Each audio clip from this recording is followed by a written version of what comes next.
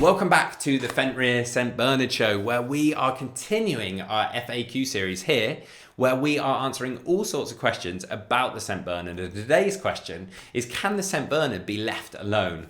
Will's going to be answering this question today, so I'm going to hand over to him. So we all know that dogs are highly sociable beings who love nothing more than spending time with their owners, and yet sometimes we just have to leave the house without them. Especially puppy parents often cannot help feeling guilty for having to leave their dogs to their own devices.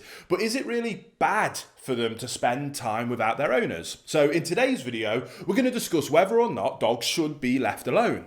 So then we will begin with the first reason why leaving your dog alone at home might actually be very good for them.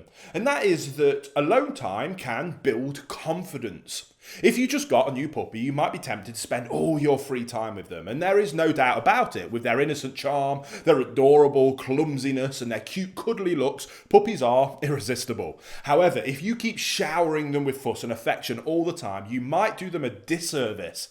Now, this might sound a bit bizarre, because why on earth would you not show your new dog how much that you adore them? Now, of course, I'm not suggesting you should withhold love from your puppy, but if you make it a habit to give your young dog the opportunity to be on their own sometimes, you will thank yourself in the future, guaranteed. Because alone time builds a young dog's confidence like nothing else. They learn valuable lessons from this, such as, my owner is leaving the house. That's not the end of the world. After all, they always come back. And in the meantime, I've got my tasty chew toy filled with meat pate to work on.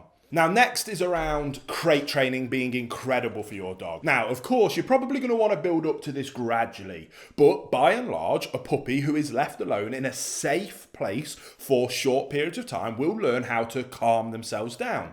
To help you build up to a point where you can leave your dog loose in the house for several hours, and to help you do that, I highly recommend you get a crate. Invest in a safe, stable version that will be large enough for your dog when they are fully grown.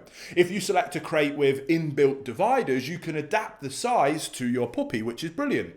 Especially useful because dogs do not want to soil in their own dens. Therefore, your puppy will at least attempt to hold their business even longer until you can let them out of the crate, which is incredibly useful for also toilet training your new puppy.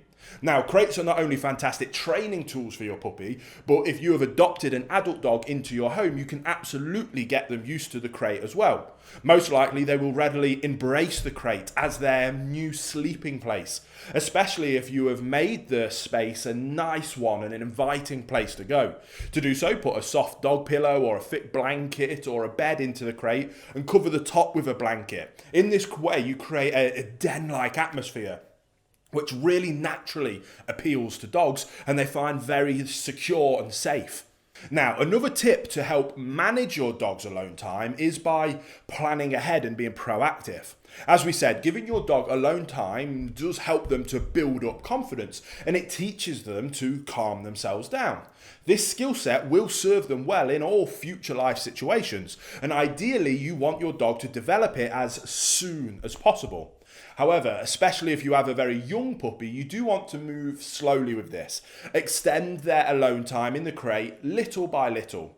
If for any reason you cannot do that and you have to kind of throw them right in at the deep end, right from the very beginning, planning ahead will help you and your dog getting used to time spent away from one another. Hey guys, sorry to interrupt the video. I wanted just to quickly let you know, if you're interested in watching more videos about me actually working with dogs, following the cases of the behaviour modification programs and the different training programs that I implement, as well as me training and raising my own dogs, then we've got a dedicated channel to that exact thing. It's called Fenrir Canine Training. There's tons of videos on there, and there's multiple new videos of me working with dogs and some of our Fenrir certified trainers working with dogs to give you incredible levels of value and to help you have perfect canine companions just like these guys here. So there'll be a link in the description box below. I can't wait to see you over on that channel. Let's say, for example, that you have to leave the house for 8 hours every single day for work. In this case, you could plan in a long weekend right after you bring your puppy home. Ideally,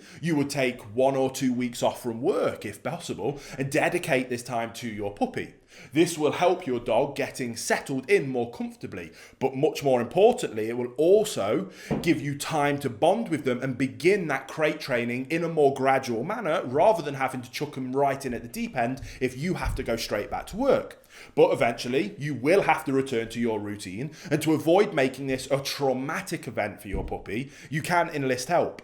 For example, you can make arrangements for family members to come over once or twice a day, especially in those early days, to let your puppy out for the toilet, to help on toilet training, and just give them a little bit of interaction. You can keep this routine up at least for the first 2 months, then switch to maybe once a day if you were doing it twice a day, and that helps as the dog is physically able to hold on to their business for longer periods of time. Ideally, these visits will leave the puppy pleasantly tired and content, and after they have received an appropriate dose of exercise and food and physical interaction, they should be more than happy to sleep for the majority of the time they spend back in their crate. If you have no family members or friends who are willing to take over these puppy duties while you're at work, you can hire a dog sitter or take your puppy to a reputable doggy daycare, especially in those early days. So in my opinion, yes, dogs should be taught how to be left on their own. Of course, in the ideal world, we will always have someone at hand to stay at home with our puppy, at least until they are a bit older and a bit better trained to be able to be left loose in the house. And ideally, we would not leave them for longer than a few hours at a time. However, there are many ways to navigate those challenges of having to leave your dog at home. And provided you are fully committed to making sure that you meet your dog's needs, especially during your absence, you absolutely can make this work. Alone time does not have to be bad for your dog. In fact, it can be an incredible thing. And as their loving owner and leader, you simply want to manage the situation in the best interest of your dog by setting them up for success, by planning ahead and being proactive, as a good, calm, consistent canine leader always does. So as always, guys, be your dog's leader, because leadership is love.